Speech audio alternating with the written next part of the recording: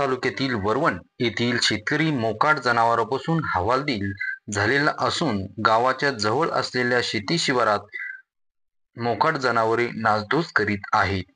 गावाच्या आजूबाजूला मोठ्या प्रमाणात कोरडवाहू शेती कसली जाते.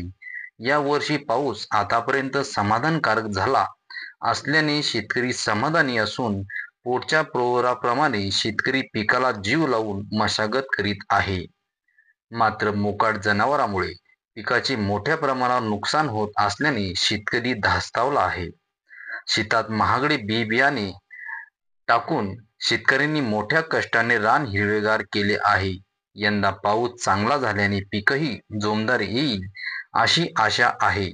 परंतु मोकाट जनावरांच्या त्रासाला बळीराजा कंटाळला असून हाताचे पीक जाते की काय अशी चिंता वरवण येथे होत आहे. ही मोकाट जनावरे शेती शिवारात कळपाने जातात आणि सायंकाळी शेतात पीक तर खातात पण त्याची नासधूसही करतात. गावात कोंडवाडा असूनही ग्रामपंचायतने तो बंद केलेला आहे. शेतकऱ्यांनी चालू करण्याची मागणी केल्यानंतरही ग्रामपंचायतने वरून परमिशन काढल्याशिवाय तो चालू करता येत नाही अशी माहिती शेतकऱ्यांना दिलेली आहे.